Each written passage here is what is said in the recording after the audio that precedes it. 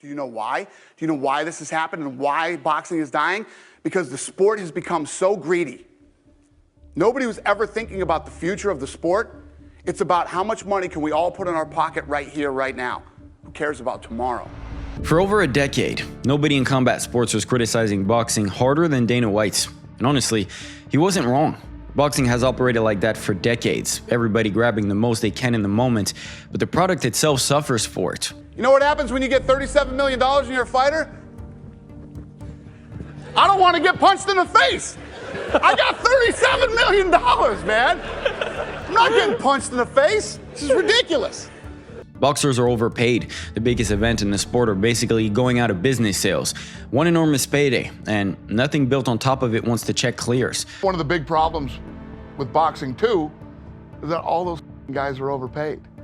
And every time they put on a fight, it's a going out of business sale. Fighters take too much off the top. Promoters get paid once and move on instead of building something that lasts. Nobody sticks around long enough to actually run the sport like a business. Every time I try to think about doing something with boxing, I go, why would I want to do this to myself? Why would I even want to, you know what I mean, dive into this nightmare? So after decades of bashing boxing like that, Dana White finally jumped in to fix it. Welcome to Zuffa Boxing. And based on everything he just told us, there was no way he'd make the same mistakes. Except in year one, Zuffa came out signing fighter after fighter to enormous overpaid contracts. Is this the highest, paid deal of your career? Is this the most lucrative deal of your career? No question. Conor Benn's deal alone is reportedly worth $15 million for a single fight, more than most UFC champions make across an entire career. Is the number that big in the difference? Yes, drastic. So how does Dana pay Conor Benn that kind of money while his own UFC stars are largely underpaid? The answer is that money isn't even his. It's reportedly coming from Saudi Arabia, which means Dana isn't risking his own business to prove his theory. Someone else is. For Dana, this is about as good as it gets. Someone else takes on all the financial risk, while he gets the praise. He gets to go after promoters he spent years beefing with and chase the kind of control over boxing that no single person has ever actually had. And I hate him so much that I love to prove that he's a lying, hypocritical, two-faced piece of shit. So walk into this one with that in mind. Is Dana White actually trying to fix boxing? Or did he finally find someone else's money to go chase the one title he could never win as a promoter? The reason the UFC has worked so well for over 2 decades comes down to one thing Dana took away from everyone else: their ability to negotiate. If a champion in the UFC doesn't like his purse, he can't walk across the street and fight for someone else. There's no other cage he can step into and still call himself champion. Matchmakings, rankings, production, all of it runs through one company, and fighters sign long-term deals that keep them there. The belt only means something inside the UFC, which means the fighter needs the company far more than the company needs them, no matter how big that fighter gets. Boxing was never built that way. There isn't one promotion. There are dozens of them, spread across different broadcasters, and none of them fully control the sport. There isn't one champion. There are 4 separate belts across 4 separate organizations, sometimes worn by 4 different guys at the same weight at the same time. A boxer who's unhappy with his purse can go look somewhere else. He can sign with a rival promoter, chase a different sanctioning body's title, and still call himself a world champion the next morning. Look at the money, and you'd think boxing has nothing on the UFC. TKO pulled in around $1.5 billion last year, just from the UFC side alone. Boxing's 2 biggest individual promotions, Premier Boxing Championship and Golden Boy, don't even combine to crack $200 million. But money was never really the separator between these 2 sports. The real separator is leverage. A boxer can create a bidding war for himself. A UFC champion basically can't. That gap is the entire reason Dana built what he built. The UFC pays worse. Most people already know that part. The real story underneath it is that Dana spent 2.5 decades building a system where fighters had nowhere else to go. He didn't just build a company, he built control. Listen, you're in an advantageous position. I've called you a dictator before. Not a bad dictator, not a guy that chops heads off or anything like that. But, sometimes we need a dictator. I've chopped a few heads off, believe me. That kind of control has just never existed in boxing. And maybe that's why Dana's obsessed with it. Back in 2017, while Dana was helping promote Mayweather vs. McGregor, he started showing up wearing a shirt that said Zuffa Boxing. at the time, nobody really knew what it meant. But Dana had been obsessed with boxing for a long time. His complaints about the sports and his desire to get in there and fix it had been building for years. You doing the UFC, have you thought about venturing in to boxing territory to just show what you can do? Have you thought about that? Are you entertaining that? Absolutely, 100%. And we're working on that right now as we speak. But for some reason, nothing happened. Year after year, Dana was hinting at getting involved with boxing and then constantly backtracking. He kept trashing the sport publicly, the greed, the short-term thinking, the promoters who never built anything meant to last. But talk was all it ever turned into. You know, to pull it off, you have to actually get in there and clean it up. And, you know, I've been working on this for years. And I don't know. We'll see what happens. Fixing boxing the way Dana wanted to fix it meant funding it himself. And Dana was never willing to risk his own money on someone else's broken business. But then, almost overnight, the thing that had stopped him for a decade completely disappeared, thanks to Turki. I wouldn't be where I am today without boxing. The sport of boxing is where I started. I felt like it was something that could never be fixed until this guy showed up.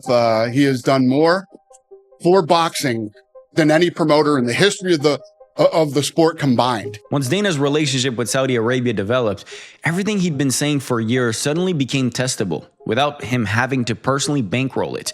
Sella would supply the money, TKO would supply the infrastructure Dana already built for the UFC. Everything Dana said boxing needed, he could finally go build, using someone else's checkbook to prove it. Turk Al-Sheikh. Yeah. So this guy now has unlimited amounts of money. And he's trying to make the best possible fights that you could make. That solved the money problem, but money wasn't the only thing pulling Dana towards boxing.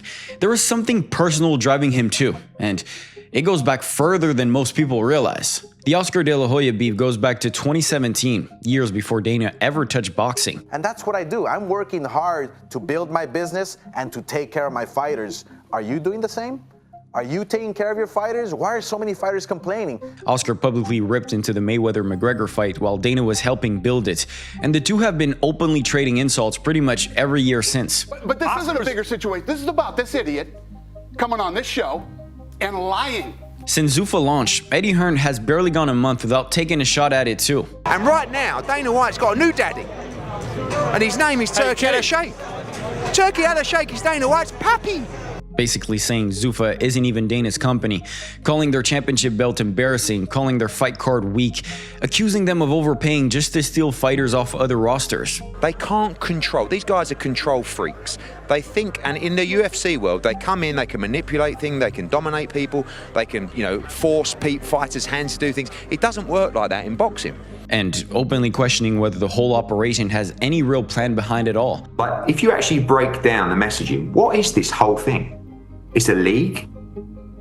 Then what is it? Just like 100 fighters, most of who you've never heard of, just bundled up, having random fights in a garage? Ben Shalom's problem with Zuffa isn't just on the internet. It's literally in court, with his promotion, Boxer, accusing Zuffa of signing fighters who were still under contract. I'm smiling, but it's actually disgraceful. They tried to bury me and put on shows with my contracted fighters, staff, whatever. It's actually unbelievable. But the less said, the better. None of that proves Zuffa exists purely to settle beef, but it's hard to watch how personal this has all gotten and not wonder if part of what's driving Dana isn't just business. It's proving to every promoter who's ever mocked him or doubted him that he can beat them at their own game. Except this time, Dana's not the guy who already won. In the UFC, he's the promotion nobody can leave. But in boxing, he's just one more promoter, dealing with real competition for the first time in over 2 decades. Boxing's not for him, right? It's the worst business in the world. And I didn't expect him to implode this early. I mean, he's called me a pussy 5 or 6 times. He's called me out for a fight. And then he says that I'm not competition. I'll be honest with you, I agree with it. Because in boxing right now, as I've said before, he cannot lace my boots. Before Zuffa Boxing had signed a single fighter, it already had something almost no new promotion gets on day one: real distribution. Paramount committed to 12 cards in year one, a deal reportedly worth around $100 million annually, locked in before the company had put on a single show or proven it could deliver a fight anyone actually wanted to watch. Most promotions earn that kind of deal after they build something. Zuffa got there first and figured out the building part after. With distribution already locked down, the only thing left to buy was talent. So Dana started buying. I'm going to sign everybody that we think has the potential to be a world champion or that is potentially the best in the world. Shakur Stevenson and Alexander Usyk, are they on that list? Do you consider him to be one of the best in the world and could, yeah. I'm going to fucking sign everybody. Undefeated 4-division champion Shakur Stevenson walked away from the promotion that built his career, and when he explained why, it wasn't about opportunity or fit. It came down to the money, plainly. Why, with all the things you were sifting through, why was this the right deal for you? This was the right deal for me because obviously, they got the big money behind them. Johnny Fisher, pulled straight off Eddie Hearn's roster, claims Zuffa's offer beat what Matchroom was paying him by 6 or 7 times over. He has also said that you were offered 6.5 times what they could offer you. Is that an accurate number? That is an accurate number. That is an accurate number. Without going into the actual nitty-gritty of numbers, this fight will secure me financially for at least the next decade. Paying 6 or 7 times more for a guy who isn't even ranked in Britain's top 10 heavyweights, it raises a different question. Not how Dana's affording it. We already know Turkey solved that problem. The real question is, why would anyone keep writing checks like that with no clear way of getting the money back? TKO's own numbers explain why. Zuffa is structured with Sella holding the majority stake, while TKO takes a fee just for running the operation, plus a cut of future profits, if there ever are any. TKO's own president has described the company's financial exposure in exactly 2 words: minimal risk. That's a strange way to talk about a business that just paid 6 or 7 times market rate for a heavyweight who isn't ranked in his own country's top 10. It only makes sense once you stop thinking about Zuffa as a boxing company trying to turn a profit and start thinking about what Saudi Arabia actually gets out of boxing.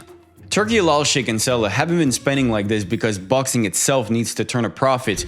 This is just what Saudi Arabia does across sports right now. In tennis, they're holding an exhibition called the 6 King Slam, where they're paying 6 of the best players in the world $1.5 million each just to show up, with $6 million for whoever wins. That's more than double what a Grand Slam champion takes home for a tournament that doesn't even count for ranking points. That's really the point. Tennis, boxing, it doesn't matter which sport. This is one piece of a much bigger project. Saudi Arabia has been pouring money into sports and entertainment across the board to build global attention, tourism, and influence, all of it branded under Riyadh season. That's worth more to them long term than any single event turning a profit, which means the immediate goal was never profit, it's market share. Sign the name, build the belts, lock down the fighters everyone else wants. Profitability, if it ever comes, can wait. And that's what gives Dana something he never had while building the UFC. Turkey isn't just funding fights, he's giving Dana permission to lose money now, so Zuffa can win later. But somebody was going to notice that money, and it wasn't going to be boxing fans. Yeah, it's crazy how you just put in so much work in the UFC, build this name, create this character, be this star, and it's like, I'm not making fucking $15 million a fight. Yeah. The math just didn't make sense. Fighters who spent years building the company Dana already owns watch a mid-level boxer, someone who'd never sacrificed anywhere close to what they had for Dana, get paid more for one fight than their entire UFC careers combined. These guys are top-class boxers. They're the best in the world at what they do, but so are we. This is the UFC. And if one guy can command that kind of money for one fight, and that's from the same company, Zuffa, and this is what's been keeping the lights on, is the UFC. Suddenly, all that sacrifice looked a lot less noble. If Dana had $15 million sitting around for a boxer, the obvious question became, why none of it had ever shown up in their own contracts? I don't feel jaded, but I'm like, I want $15 million for one fight too. And this isn't the first time this exact argument has come up. During negotiations for John Jones against Francis Ngannou back in 2020, Dana publicly pushed back when Jones wanted what he called Deontay Wilder money. The stuff that he's been through to show up and think he, basically demand $15 million or $20 million or $30 million. It's crazy. even the greatest fighter of his generation, Dana argued didn't automatically deserve boxing level paydays. Why can't he make Deontay Wilder money? I mean, you said he's the greatest of all time, right? So being the greatest of all time doesn't mean you get $30 million. Being able to sell. For years, that line worked. Whenever UFC fighters compared themselves to boxing's biggest earners, Dana could point across the aisle and say, that's not how a sustainable business runs. Except now, Dana runs a boxing promotion too, and he's the one writing the boxing level checks. So if Dana genuinely believes fighters shouldn't get paid like that, why is he the one paying it? Here's why. Conor Benn can say no. Other promoters can make him an offer. Other broadcasters exist. A boxer has somewhere else to go, and that gives him leverage. A UFC fighter doesn't have anywhere else to go, and that's the whole reason Dana never had to pay UFC fighters like that in the first place. So Zuffa isn't overpaying because Dana suddenly got generous. He's overpaying because, for the first time in his career, someone can actually tell him no. But here's the thing that's great for fighters is that they have options, you know? All these promoters are saying the Ali Act is perfect and this is the way it should be. I want to see them all stay in it. I want every one of them to stay in the Ali Act as it is now for the next however many years. I fucking guarantee you they won't. Boxing was never built to let one company do what the UFC does. In 2000, Congress passed the Muhammad Ali Boxing Reform Act, specifically to stop one promoter from controlling everything, fighters, rankings, and titles, all at once. That law is the reason boxing looks the way it does. Fighters, managers, promoters, and sanctioning bodies are all kept separate on purpose. It's messy, and it's supposed to be. The whole point is making sure no single company can ever own the entire sport the way Dana owns the UFC, which is exactly the problem Dana runs into. He wants Zuffa fighters, Zuffa rankings, Zuffa championships, one company running the whole thing top to bottom. Boxing's own laws are built to prevent precisely that. So there's a second front in this fight, and it's not happening in a boxing ring. There's a proposed piece of legislation, the Muhammad Ali American Boxing Revival Act, that would let a single company sign fighters while also running its own rankings and its own championships. In plain terms, it would let boxing operate a lot more like the UFC. I'm definitely not trying to get rid of it. We're going to add on to it. I think that the Ali Act was done with the right intentions. It just, just because it was put in place doesn't mean it works and doesn't mean it fixes anything. It actually complicated a lot of things. Supporters say it could finally clean up a messy and corrupted sports. Critics see something else. If the company paying you also decides your rankings, your title shots, and who you're allowed to fight next, you're not negotiating with them anymore. You're just working for them. One of those critics is a guy by the name of Oscar De La Hoya, and he has a name for what he thinks is actually happening: a Trojan Horse. These guys are actually, like I said, they're the Trojan Horse. Yes. And on my clapback, and just watch out. His theory goes like this: use the Saudi money to lock down the biggest names in the sport, build enough star power and distribution that Zuffa starts to feel legitimate, start developing young fighters inside the company instead of buying them once they're already made, build out Zuffa's own championship and rankings until they carry real weight, and once fighters need Zuffa more than Zuffa needs any individual fighter, they won't have to keep paying like this anymore. They're offering these guys a lot of money for 1 fight, 2 fight, 3 fight deals, just to lure everybody in, just to let everybody know, oh my gosh, look at what we're doing. We're paying all these monies. But then again, long term, they're going to change the contracts up. They're going to lure you in, just like the Trojan Horse, and they're going to fuck you. That's the bottom line. This isn't just a theory sitting out there in the abstract. A Zuffa contract obtained by The Guardian reportedly hands the company exclusive worldwide promotional rights over a fighter, heavy control over who they fight next, restrictions on working with anyone else, and broad commercial rights on top of it. Right now, that comes wrapped in a massive signing bonus, but the structure underneath it is already built for a version of boxing where fighters don't have anywhere else to go. Right now, Zuffa still needs the fighters. That's the only reason any of this money is flowing at all. But if Oscar is right, that's temporary by design. The whole plan is to flip it. So one day, the fighters need Zuffa. And we've already watched Dana build exactly that system once. It's called the UFC. Zuffa Boxing has only been around since January. By August, it was already on its 10th event, and the deeper it gets, the more the actual product keeps bending back towards the sport Dana said he was going to replace. At Zuffa Boxing 10 in Dublin, Aaron McKenna won the vacant IBF middleweight title, not a Zuffa title, an IBF title, the exact kind of outside sanctioning body Dana said he wanted to get rid of. Any chance the Zuffa belt will be on the line? I'm sorry, I didn't even know they had a belt, but I have no idea. That hasn't been discussed? Nah. I didn't know, no disrespect to Zuffa, I didn't know they had a belt. Yeah, they have their own belts. They're slowly introducing them. It's gonna take a little bit of a while for some boxers to want the Zuffa belt. When Ryan Garcia and Conor Benn were finally put together, Zuffa had to bring in the WBC, and he had to work with Oscar De La Hoya's own promotion to make it happen. Even Eddie Hearns, no fan of any of this, has said Zuffa basically had no choice. They needed the fight badly enough that they had to play by rules they didn't write. Yeah, I mean, he was bullied into it, really. They had no choice, but they didn't. Do you think Dana White would have voluntarily said, let's do a co-promotion with Oscar De La Hoya? I mean, he can't stand him. But this is how boxing works. Sometimes you don't get, like in an ideal world, probably we wouldn't do co-promotions with anybody. But the boxing doesn't work like that. It's never worked like that. So even if Dana tells you he wants to tear boxing down and rebuild it from scratch, he still needs the exact ecosystem he set out to replace. He needs IBF and WBC recognition to make the titles mean anything. He needs cooperation from the same promoters he's beefed with for years. Because in boxing, some fights simply can't get made any other way. So it leaves the real question. Is Zuffa actually replacing boxing's old system? Or is boxing forcing Dana to become part of the very thing he spent his career tearing apart?